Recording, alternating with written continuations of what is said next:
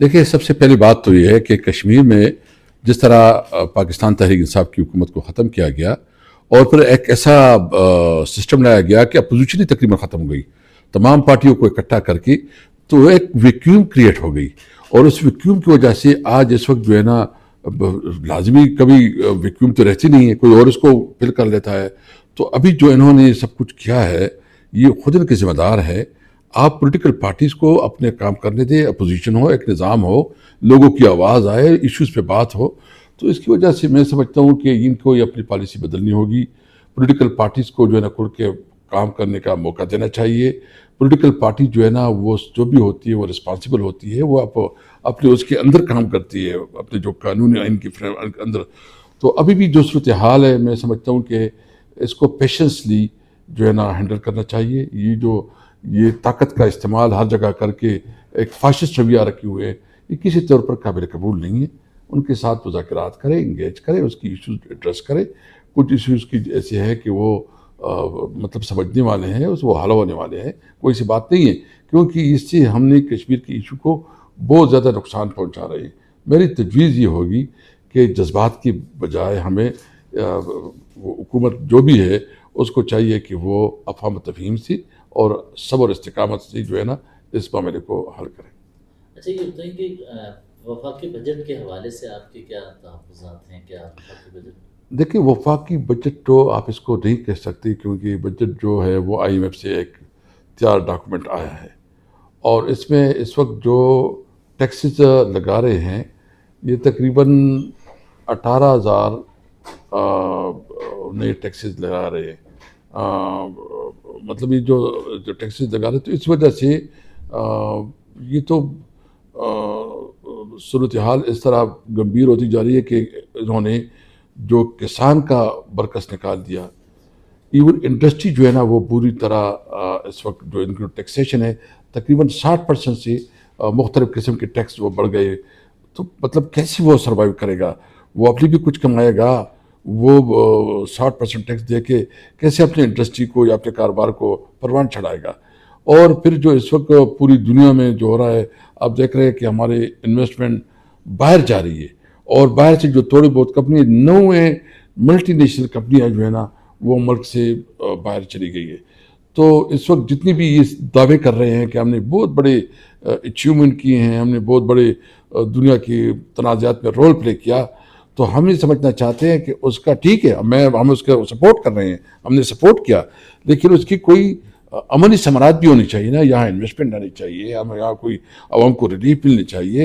اور آپ دیکھ رہے ہیں کہ ہمارے جو یو اے میں بہت زیادہ ورکر ہے وہ وہاں پریشان ہے، اس کے لیے مسائل بن گئے ہیں.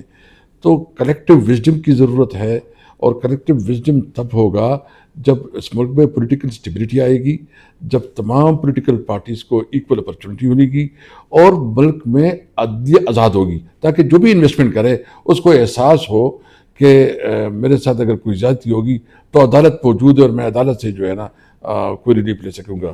تو ایک آزاد عدلیہ، ایک مضبوط پارلیمنٹ، اور آئین اور قانون کے اوپر جو ہے نا عمل درآمدی ملک کی ضمانت ہے. تو گلگت کے حوالے سے یہ ہے کہ آپ نے دیکھا کہ گلگت میں ہمیں لیول پلینگ فیلڈ نہیں ملی.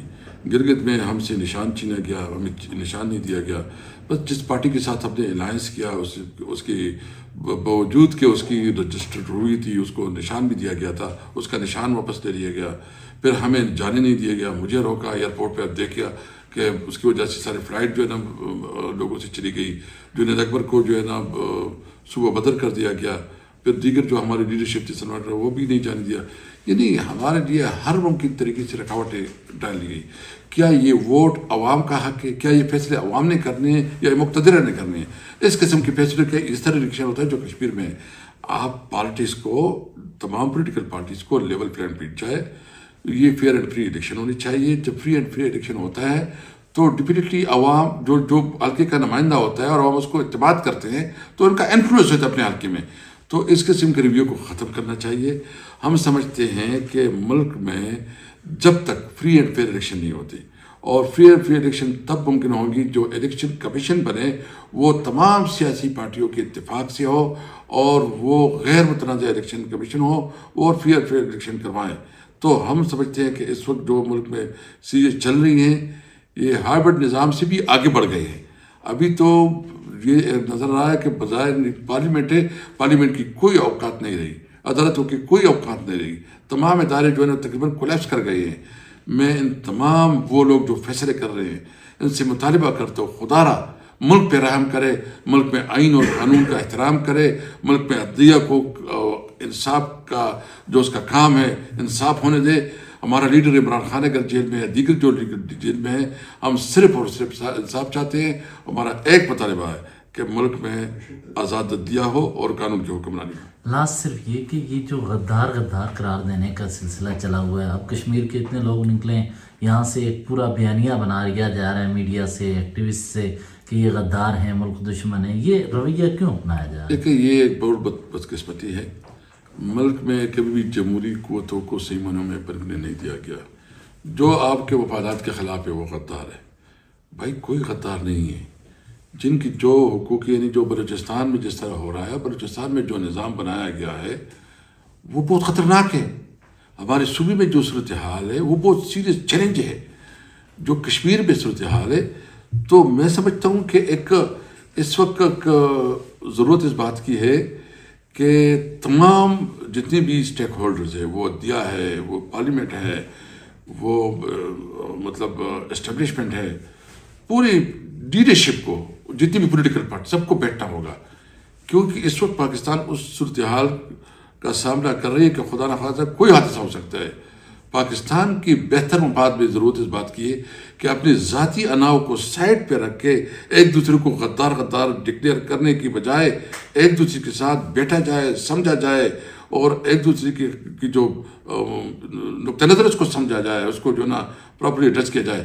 میں سمجھتا ہوں کہ جب تک قومی ڈائلاگ نہیں ہوگا تو تب تک اس ملک میں جو خطرہ کہ ہمیں کوئی حادثہ ہو سکتا ہے.